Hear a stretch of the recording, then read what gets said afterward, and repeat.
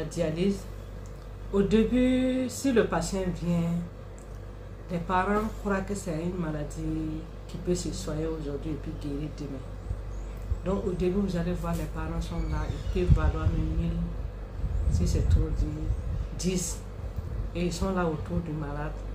Mais 1 mois, 2 mois, vous allez voir que les parents vont commencer à partir un à un. Ça va rester peut-être la famille nucléaire. Si c'est un enfant, ça va rester le papa et la maman. Si c'est un homme, ça va rester la femme, peut-être les frères proches. Si c'est une femme, ça va rester le mari. Et puis, mais 1 an, 2 ans, comme je vous dis, la dialyse, c'est un fardeau.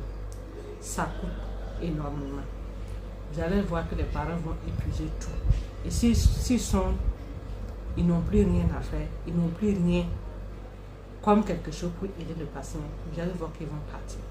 Présentement, on a plus de 10 à 15 patients qui dorment ici, qui sont sous notre charge. Certains hommes abandonnent leur femme, oui. On a plus de 3 ou bien 4 qui sont abandonnés par leurs maris.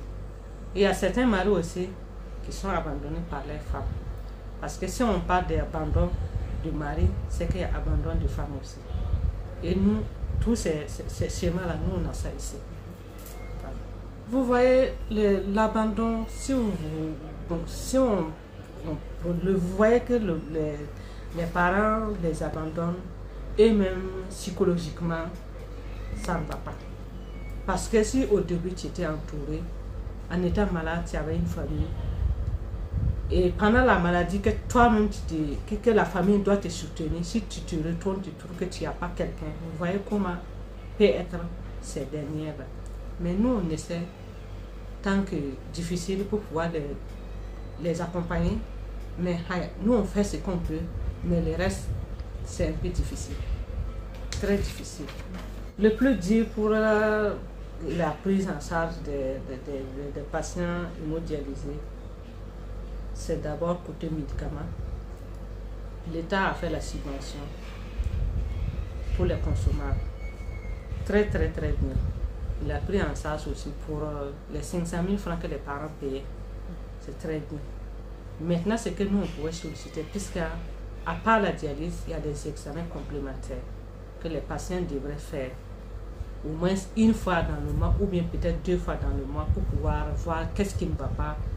Et il y a des médicaments d'urgence que dans la salle de dialyse, il y a certains médicaments, les médicaments d'hypertension, que des fois, ou bien que des fois dans la salle, le patient chute, il n'a pas d'accompagnant à côté. Comme on parle des patients abandonnés, c'est toi qui es infirmier qui est dans la salle, qui devient son accompagnant, et qui devient son parent en ce moment. Puisqu'il n'a pas de parents, il n'a pas d'accompagnant. Certains même qui ont des parents, l'accompagnant vient le déposer et il part pour revenir.